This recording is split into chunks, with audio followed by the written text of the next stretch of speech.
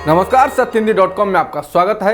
एक नजर अब तक की सुर्खियों पर। काबुल एयरपोर्ट पर दागे गए रॉकेट की जिम्मेदारी इस्लामिक खुरासान ने ली है। इस्लामिक स्टेट खुरासान ने सोशल मीडिया पर दावा किया कि यह हमला कामयाब रहा। हालांकि अधिकारियों की ओर से कहा गया है कि इन रॉकेट को अमेरिकी डिफेंस सिस्टम की मदद से नाकाम कर दिया गया। बता दें, इससे पहले काबुल एयरपोर्ट पर धमाके हुए थे, जिसमें 170 अफगान नागरिक और अमेरिकी सेना के 13 सदस्य मारे गए थे। इन हमलों की जिम्मेदारी भी इस्लामिक स्टेट ने ही ली थी। चीनी विदेश मंत्री वांग यी ने अमेरिकी विदेश मंत्री एंटनी ब्लिंकन से कहा कि अंतर्राष्ट्रीय समुदाय को तालिबान के नए शासकों के साथ संपर्क स्थापित करना चाहिए और उनका सकारात्मक मार्गदर्शन करना चाहिए। चीनी विदेश मंत्री वांग यी ने कहा कि वॉशिंगटन को अफगानिस्तान को आर्थिक और मानवीय सहायता प्रदान करने के लिए अंतर्राष्ट्रीय समुदाय के साथ काम करना चाहिए और नए शासन को सामान्य रूप से सरकारी कार्यों को चलाने में मदद करनी चाहिए। तालिबान के सर्वोच्च नेता हिबतुल्लाह अखुंदजादा को लेकर तालिबान ने कहा है कि वो अफगानिस्तान में ही है। तालिबान के प्रवक्ता जबीहुल्लाह मुजाहिद ने कहा कि वो कंदहार में मौजूद हैं और शुरू से ही वहां रह रहे हैं। इसके अलावा उप प्रवक्ता बिलाल करीमी ने कहा कि वो जल्द ही सार्वजनिक रूप से दिखाई देंगे। बता दें, अफगानिस्तान पर तालिबान के कब्जे के बाद से अभी तक तालिबान प्रमुख हिबतुल्लाह अखुंदजादा की कोई प्रतिक्रिया नहीं आई है। रविवार को संदिग्ध आत्मघाती हमलावर पर अमेरिका द्वारा ड्रोन से हमला करने पर तालिबान ने आपत्ति जताई है।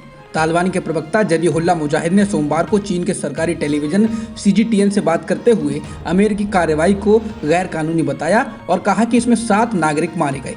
तालिबान ने कहा कि अगर अफगानिस्तान में कोई संभावित खतरा था तो हमें इसकी सूचना दी जानी चाहिए थी, न कि एक मनमाना हमला करना चाहिए था जिससे नागरिक हताहत हुए।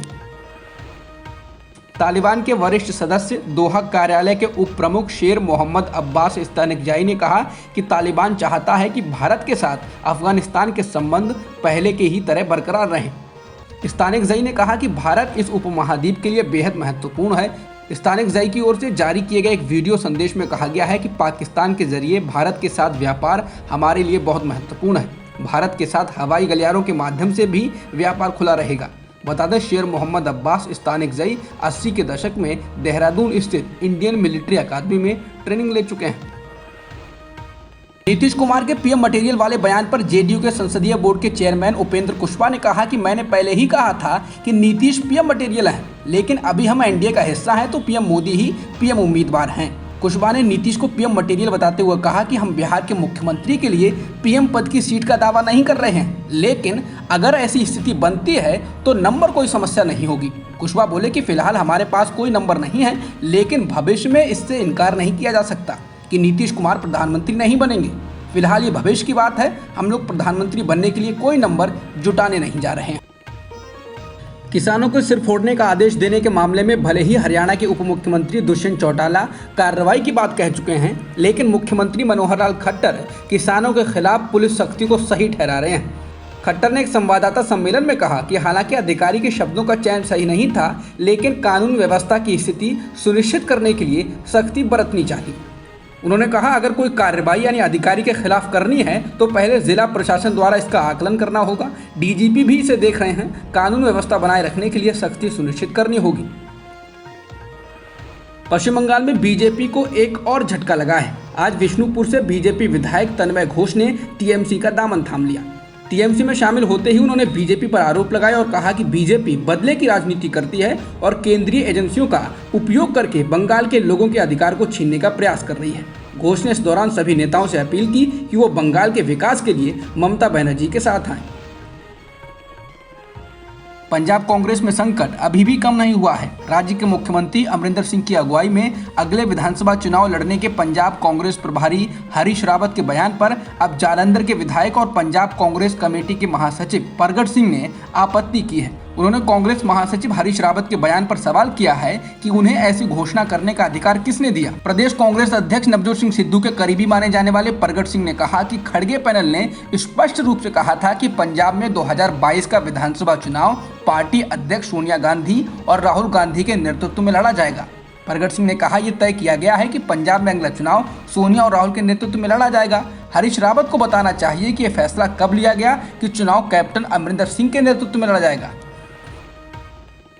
कोरोना संक्रमण से उबरने या फिर वैक्सीन लगाने से शरीर में आई एंटीबॉडी के 3 महीने में धीरे धीरे खत्म होने से जो चिंताएं उठ रही थीं, वह दरअसल ज़्यादा चिंता की बड़ी वजह नहीं है। यदि शरीर में एंटीबॉडी खत्म भी हो जाएं, तो हमारे इम्यून सिस्टम में बी सेल और टी सेल ऐसे हैं जो कोरोना वायरस को याद रख लेते हैं। फिर जब शरीर पर ऐसे वायरस का हमला होता है तो प्रतिक्रिया में इम्यून सिस्टम तुरंत काम शुरू कर देता है और मरीज को गंभीर स्थिति में नहीं पहुंचने देता है। यानी 3 महीने में एंटीबॉडी खत्म भी हो जाए तो इम्यून सिस्टम उस वायरस को 6 महीने बाद भी याद रखता है। यानी इसे इम्यून सिस्टम का बैकअप प्लान कह सकते हैं। इसे बूस्टर खुराक की जरूरत भी नहीं होती। पेंसिल्वेनिया विश्वविद्यालय के वैज्ञानिकों के एक अध्ययन में ये बात सामने आई है। टोक्यो पैरालंपिक में भारत को एक और स्वर्ण पदक मिल गया है। भारत के सुमित अंतिल ने भाला फेंक स्पर्धा में स्वर्ण पदक जीता है। सुमित की इस जीत के साथ ही भारत के मेडल की संख्या 7 हो गई। सुमित ने 68.55 मीटर दूर भाला फेंककर गोल्ड मेडल अपने नाम किया। सुमित अंतिल का ये थ्रो वर्ल्ड रिकॉर्ड भी बन गया है। टोक्यो पैरालंपिक में भारत का यह दूसरा स्वर्ण पदक है। इससे पहले शूटिंग में अवनी लेखरा ने भारत को स्वर्ण पदक दिलाया है। टोक्यो में जारी पैरालंपिक खेलों में भारत को झटका लगा है। भारतीय डिस्कस थ्रो खिलाड़ी विनोद कुमार का कांस्य वापस ले लिया गया है। उनको डिस्कस थ्रो स्पर्धा में डिसेबिलिटी निर्धारण जांच में अयोग्य पाया गया। टोक्यो पैरालंपिक में भाला फेंक स्पर्धा में भारत को 2 मेडल मिल गए हैं। इस स्पर्धा में देवेंद्र झाझरिया ने सिल्वर और सुंदर सिंह गुर्जर ने कांस्य पदक जीता है। वहीं डिस्कस थ्रो में योगेश कथुनिया ने सिल्वर मेडल जीता। इस पैरालंपिक में भारत का अभी तक शानदार प्रदर्शन रहा है। भारत ने अभी तक 7 मेडल जीत लिए हैं। अब तक की खबरों में इतना ही। बाकी खबरों के लिए बने रहिए सत्यहिंदी.com के साथ। सत्य हिंदी का ऐप डाउनलोड करें गूगल प्ले स्टोर पर।